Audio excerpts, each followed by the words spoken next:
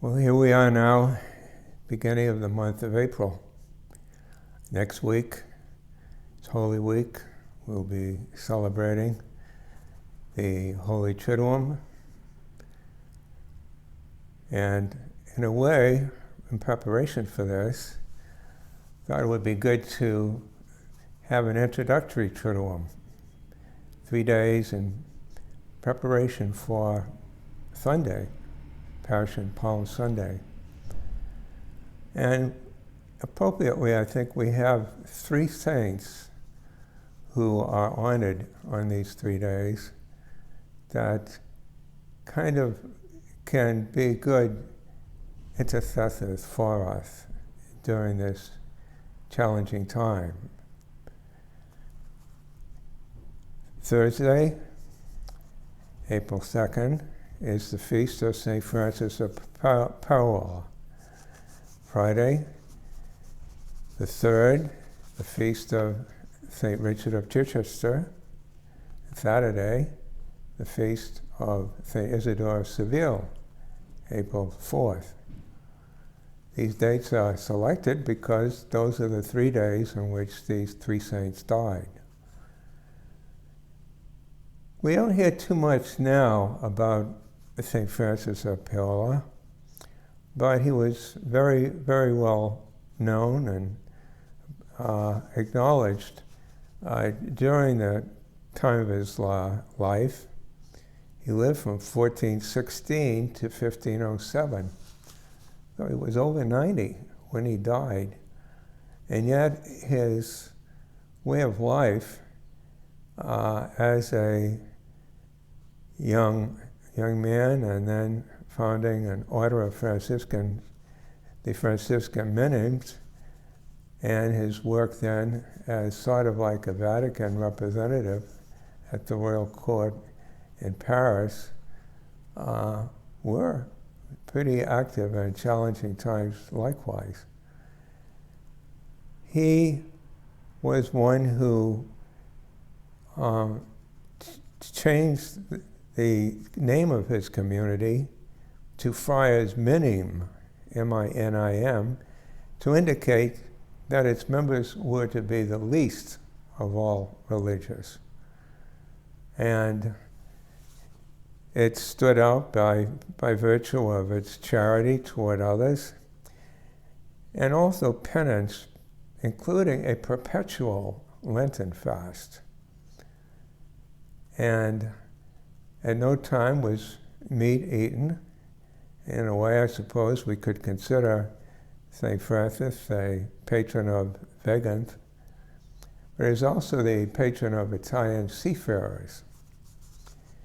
And as I indicated, particularly after his death and for a while, he was very popular in various ways. He's depicted in paintings of a number of celebrated artists, including Murillo, Velázquez, and Goya, and is the subject of a sonata by Franz Liszt. And then as we move on to Friday, we encounter up in England an individual who stands out more recently, interestingly enough, St. Richard of Chichester. Now, Richard lived from 1197 to 1253. He was well educated in Oxford and decided to become a priest and studied theology for a couple of years with the Dominicans in France. And then he was appointed chancellor by the new Archbishop of Canterbury. And although there was opposition in having him as bishop initially, and he was forced into exile for a while, ultimately, he was able to return. And his reputation was that of a kindly, accessible, compassionate towards sinners individual, generous to those stricken by famine. He enforced church laws regarding the administration of the sacraments, clerical residence, and clerical dress. And he was very particularly annoyed if the priest or whomever in a homily was mumbling, and likewise in prayer. He died in 1253, but was canonized within 10 years. And his shrine in Chichester Cathedral was the site of many reported cures. However, in the time of King Henry VIII and his chancellor, Thomas Cromwell, the shrine was destroyed. But more recently, he has come to be known by virtue of a prayer presumably written shortly before his death, which since has been set to popular music. The prayer in its origin, one of the more recent origins in any event, goes like this: "Thanks be to thee, my Lord Jesus Christ, for all the benefits thou hast given me, for all the pains and insults which thou hast borne for me. O most merciful Redeemer, friend, and brother, may I know thee more clearly, love thee more dearly, and follow thee more nearly day by day." Well, not surprisingly, of course, this is a prayer which has been altered a bit more recently and became quite popular in 1971 through the musical Godspell. And the reformulation of the prayer in the very popular song Day by Day goes like this: "Dear Lord, of thee three things I pray, to see thee more clearly, love thee more dearly, follow thee more nearly, day by day." I think that's a good reflection for us in these times. And then when we come to Saturday, we come to a saint who is very well respected during his life, and indeed since then, and has a very popular present-day significance.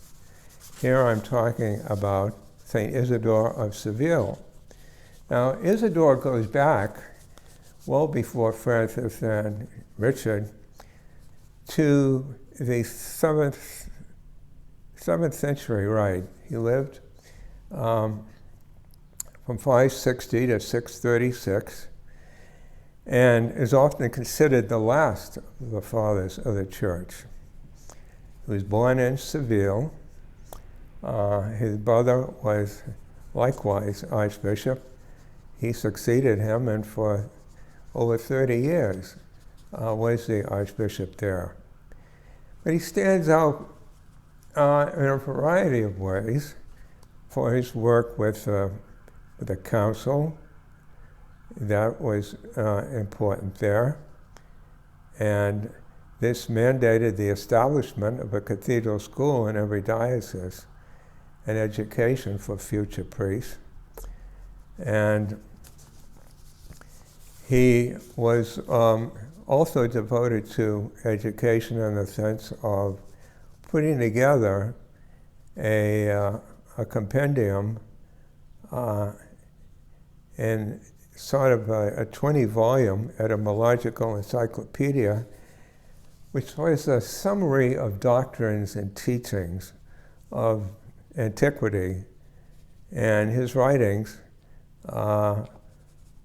were therefore often frequently cited in the Middle Ages.